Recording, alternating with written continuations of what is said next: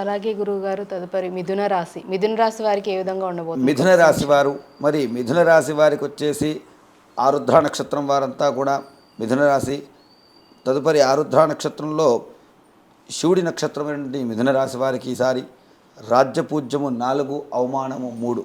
అంటే వీరికి పలుకుబడి ఎక్కువ ఉంటుంది. నలుగురు వీరి చెంత ఉంటే వీరికి ఆపోజిషన్లో ఉండేటువంటి వాళ్ళు, అంటే వీరికి వ్యతిరేకంగా ముగ్గురే ఉంటారు. అంటే వీరు ఏ మాట పట్టుబడి చేసినా ఏది చేసినా కూడా నెగ్గడం జరుగుతుంది. అలాగే ఆదాయం 14, ఖర్చు 2. కాబట్టి మిథున రాశి వారికి దంపతులు ఉన్నారనుకోండి, భార్యది మిథున రాశి అయితే భర్త మిగిలిన సంపాదన ఆమెకు ఇవ్వడం వల్ల కాస్త ఆమె సర్దు చేసి మళ్ళీ తదుపరి ఖర్చులకు ఇచ్చే అవకాశం కూడా ఉంటుంది. గురువు జన్మగురువు కావటం వల్ల కొత్త కొత్త వ్యవహారాలు చేయాలనేటువంటి సంకల్పాలు వస్తాయి.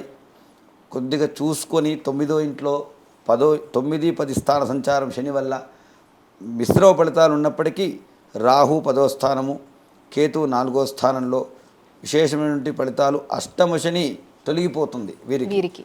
తొలగిపోయి అష్టమ శని వల్ల చాలా కష్టాలు. వీరు కూడా మనం చెప్పుకున్నట్టు వృషభ రాశి వారు ఏ విధంగా చెప్పుకున్నాము, వీరు కూడా అష్టమ శని సంచారం వల్ల గత 2.5 సంవత్సరాలు కూడా తన చేతి దాకా వచ్చినటువంటి పనులన్నీ కూడా వెనక్కిపోవడం, అనేక సంకల్పాలు సిద్ధించకపోవడం, బాధపడుతున్నవారు, వివాహం కానటువంటి వారికి వివాహము యోగ్యకరంగా, విద్యార్థులకు కూడా విశేషమైనటువంటి అష్టమ శని ప్రభావం తొలగిపోవడం వల్ల నవమాధిపతి శని విశేష ఫలితాలు ఇస్తారు.